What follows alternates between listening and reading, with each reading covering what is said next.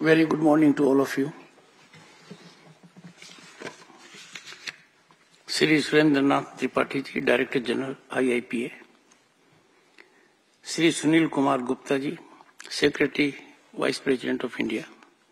Shri Amitabh Ranjan, Registrar, members of the faculty, and distinguished participants in this advanced course. Let me tell you, your grievance that foreign exposure has been curtailed is very justified. I couldn't disagree more with the director. He might have his constraints, but I have had the good fortune to go to NDC twice, and as Governor State of West Bengal, I received their delegation also. They have well-crafted program of going abroad. Going abroad is not a luxury these days, like an air-conditioned car. It used to be luxury at one point of time, but it enhances our efficiency. It is part of our life to enhance our productivity. So I am sure the director, an enormously talented minister, Dr. Jitendra Singh, will look into it. The director is a genius in several ways, but he keeps an eye on his finances also. We'll do something about it. We'll discuss it. The people before me are not ordinary people. In a country of 1.4 billion, you reach this milestone through a mechanism which is very tough, very competitive. And you are at that level of your career that you have traversed terrain, hiccups, difficulties, and seen the system, its rigors from very close quarters. When you started your career, we had in the country an ecosystem. And that ecosystem, unfortunately, had embedded in it an element of patronage, an element of corruption. People thought they were above law. Now we have seen a big change. Our power corridors are thoroughly sanitized of power brokers, liaison agents, middlemen who leveraged extra legally decision making. We have an ecosystem where now every young mind has a level playing field. He or she can fully unleash energy, exploit talent, potential, realize ambitions and dreams. There's a big change that has taken place. But then you are the spinal part of it. I am from Sainik School, Chittorgarh. I have a special inclination towards men in uniform. But after having been Governor State of West Bengal, my respect for the men in uniform has gone up very high. I have seen them in action.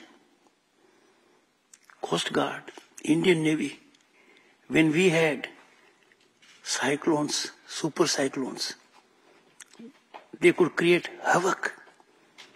These agencies came up to the highest level of performance. They exemplified their sense of duty by that sublimity and concern which will amaze anyone. And for 3 years we had more than half a dozen cyclones, not a single mortality on high seas. This was ensured by men in uniform. Calcutta suffered the worst ever ravages, and the army could do it within 36 hours, though it was called after 7 days. So I know the kind of sacrifice which is there in your mindset is unrivaled.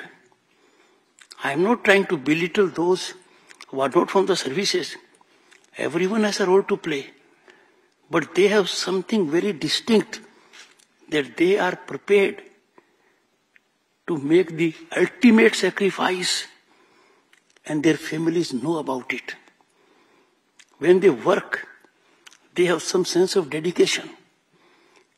Therefore, I said to the director, we must have a program which turns out to be blossoming from a global perspective.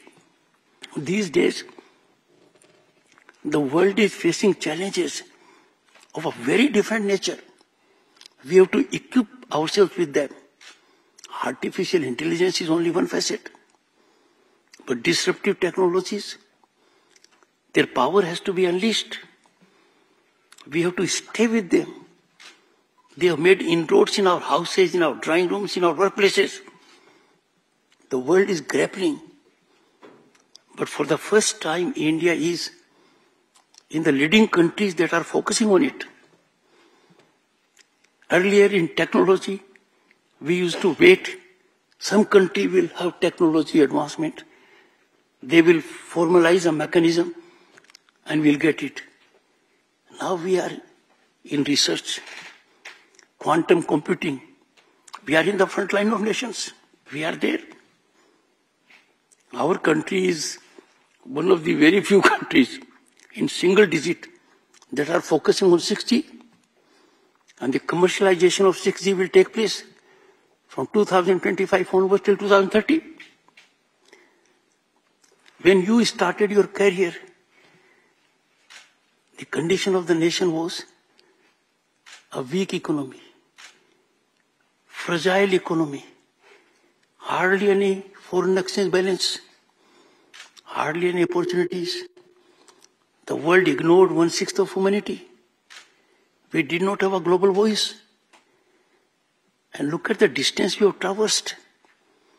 Already we are 5th largest global economy, having left behind UK and France. Coming years, by 2030, we'll leave behind Japan and Germany. Our digital penetration has impressed global entities like World Bank that what we have done is a model for the world to emulate. International Monetary Fund holds out us as a beacon of opportunities, investment in the entire world, all because of our human resource. So your program, I'm sure it has to be different. It is not a refresher course. I will appeal to the director to send me a micro script of the program. I know interaction amongst yourselves, sharing itself is education. But you must take home, after your course is over, something which you never thought of. Because when you take home something, the entire group will benefit. You are not individuals. You are nerve center and epicenter of big change. Each one of you here is in representative capacity. Nations grow not on account of what people execute. No one knows better than you people that execution is easy. Taking a decision is difficult. You have faced in your career, those in uniform in particular, toughest of times. Your people are ready to execute, but you have to take a decision. Everything had to coalesce so that the decision is right. Now time has come to keep abreast of global developments, to sustain our reputation, to ensure that by the time we go to 2047, centenary of our independence, we make a global mark as a developed nation. It is not easy what has been done. People can say anything. But just imagine every household having a toilet. To someone it may mean having a toilet is so simple. Arey Baba, having a toilet in a country of 1.4 billion, having null in every house, road connectivity, We have 5G connectivity in the villages as sharp as in the metros. Look at the revolutionized change that has taken place in our rail transport, both passenger and material, our roads, our airways, our highways. Men in uniform can take pride now that the new version of Vikrant was launched by the Prime Minister last year. We are a country that are making planes. Prime Minister flew Tejas, helicopters, whether it is sea, whether it is land, whether it is air, whether it is space. India is in the front league of nations. We have to disseminate information that our ISRO has carved out a niche for itself. Satellites of USA, UK, Singapore, France, and many other developed nations were put in space by ISRO. Why? Good value for money, high efficiency. Chandrayaan 3 is not a small achievement.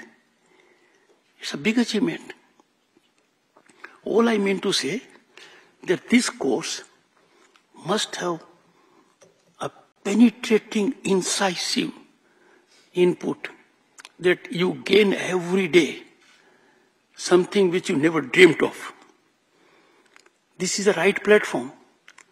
I am not aware at the moment what your curriculum is, but 10 months of your time given to the course will be a great service to the nation, because those 10 months, if computed in terms of finance, we have someone from Ministry of Finance expenditure. She would calculate immediately, it will come to no less than 10-15 crores.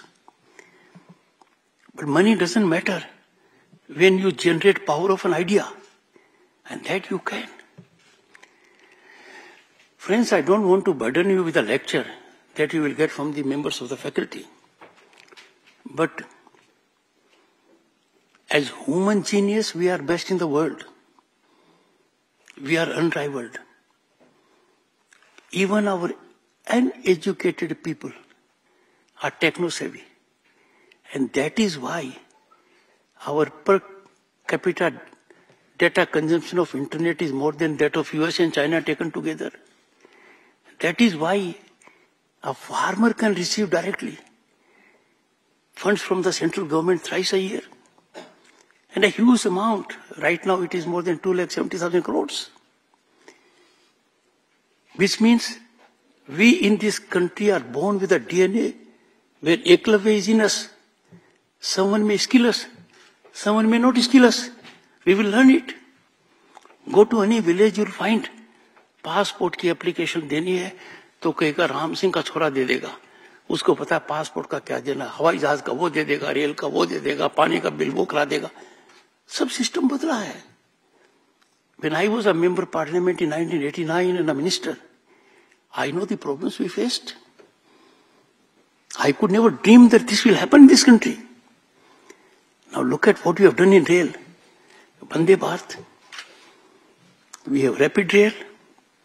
We have connectivity of that kind. Go to Jaipur from the other highway. You reach there in 3 hours. Meerut you reach in 40 minutes.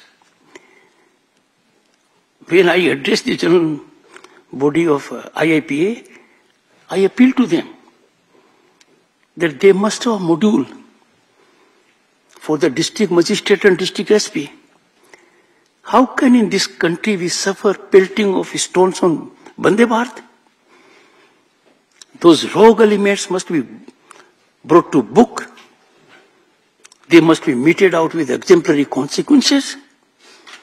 And that should be the responsibility of the district officials, the district magistrate and SP. How in a country like this, where our infrastructure is matching that of the global best benchmark, still we don't maintain discipline on the road? We have to generate an ecosystem. We start doing it. I quite often quote, most of us have been abroad. We have never thrown a banana skin out of a running car. We have never done. because we believed the other country believes in good mechanism. Coming to this country, we thought it was our first right. Kela khaya, kele ka chilka bahar fenk diya. We don't do it now. When the Prime Minister of the country declared from the ramparts of Red Fort, Swachh Abhiyan, some people thought, Pradhan Mantri kya baat kar rahe hain? Pradhan Mantri ji ne kya? Gandhi ji ne bhi ye baat ki thi. This has become a movement now. One of the Scandinavian countries, they started converting waste into usefulness. Now that country doesn't have enough waste. They are importing waste from Europe to sustain their industry. So these courses have to catalyze your mind. They have to put you in a different framework. I'm sure no faculty can teach you how to do your job. You know it much better. You have been through that rigorous mechanism where you can teach the faculty about what you know. The faculty has to teach you something which is innovative, beyond your normal working, but relevant to your working. I would conclude only by saying it's a great opportunity. Make most of it. Share your thoughts. Try to learn beyond the faculty also. We have these days mechanisms where we can self-improve every day.